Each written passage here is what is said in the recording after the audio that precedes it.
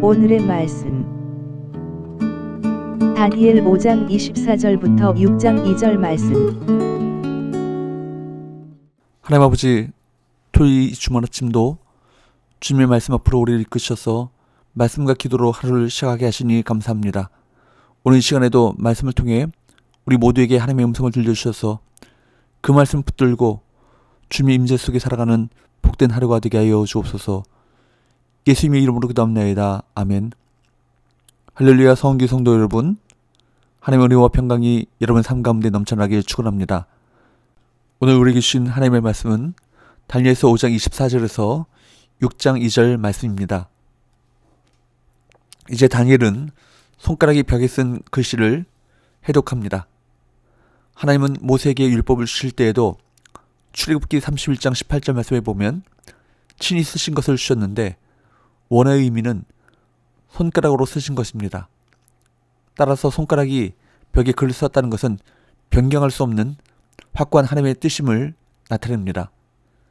그 글은 25절 말씀과 같이 메네메네 데겔 우아르신이라는 글인데 문자적으로 메네가 계수하다, 데겔은 저울로 무게를 달다, 우아르신은 나눠지다 라는 뜻입니다.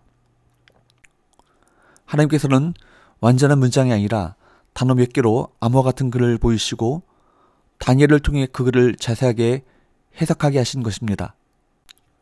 다니엘은 그 글을 통해 바벨론의 때가 다 되었고 벨사살은 왕으로서 부족하고 나라는 망해서 둘로 쪼개질 것이다 라고 하나님께서 계시하신 것이라고 전합니다. 즉 여호와 하나님께서 바벨론을 멸망시키심으로 나라가 둘로 나눠질 것이라는 예언의 말씀인 것입니다. 그것은 분명한 하나님의 경고이자 심판 선언이었습니다. 이 메시지는 벨사살뿐만 아니라 오늘 이 시대를 살아가는 우리 모두에게 주는 경고입니다. 하나님께서는 바벨론 제국의 날수를 정하셨고 벨사살 왕의 날수까지도 분명히 정하셨습니다.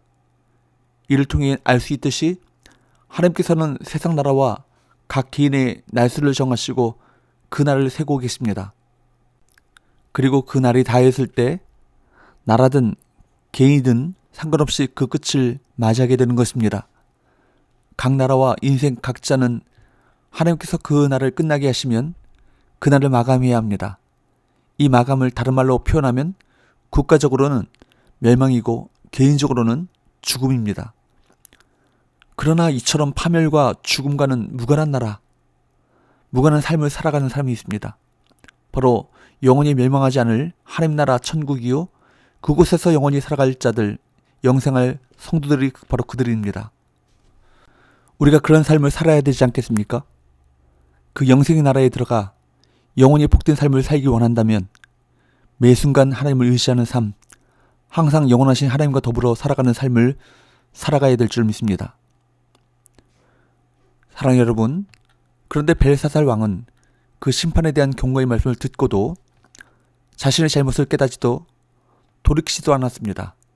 그는 느부갓네살이 그랬던 것처럼 하나님의 통치를 인정하고 교만의 죄를 회개해야 했습니다. 그러나 29절 말씀을 보면 벨사살은 다니엘에게 자주색 옷과 금사슬을 주고 그를 셋째 통치자로 세우는 헛된 일을 합니다. 다니엘의 해석을 통해 하나님의 메시지를 들은 벨사살 왕의 반응은 16절에서 자기가 했던 약속을 이행한 것이었습니다. 하지만 사실 그보다 더 다급하고 더 중요한 일이 있었습니다. 그것은 무엇이겠습니까?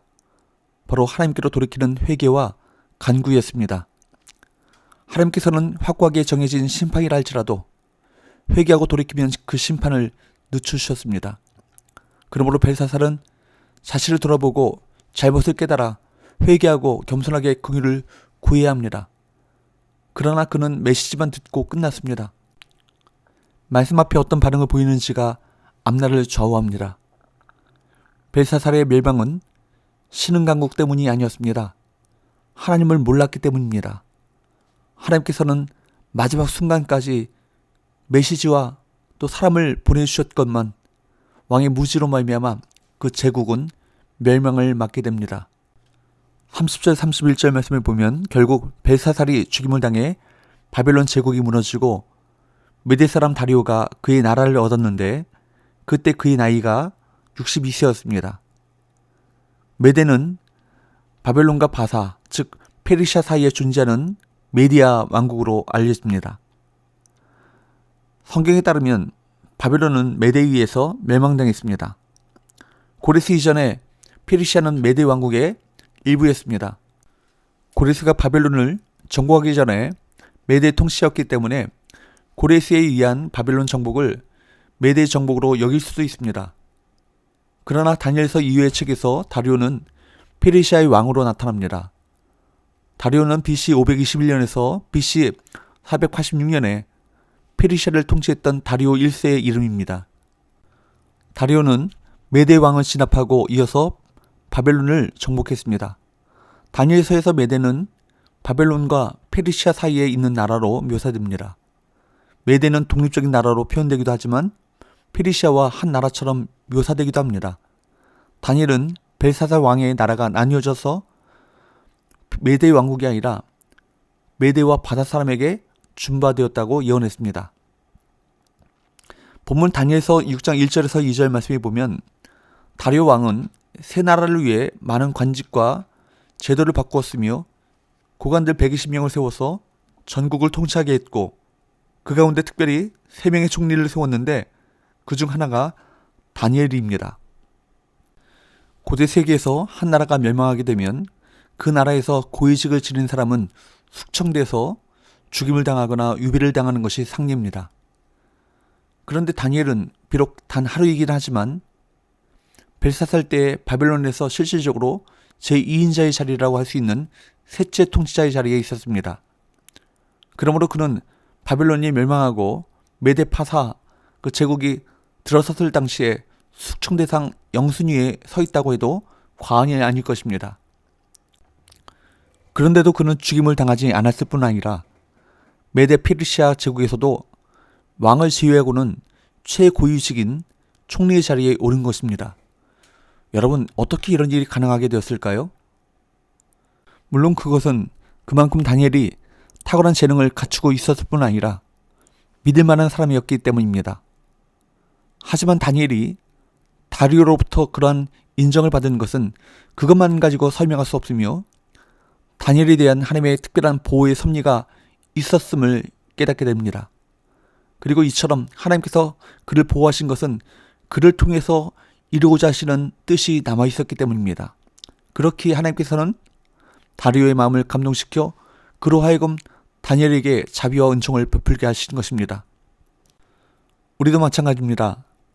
감옥에 갇혀 처형당할 위기에 처한 베드로를 구원해 주신 것, 유라굴로라고 하는 광풍으로 인해 침몰 위에 처한 배에 타고 있었던 바울을 구원해 주신 것도 그들을 통해 하나님께서 이루고자 하셨던 그 일이 남아 있었기 때문입니다.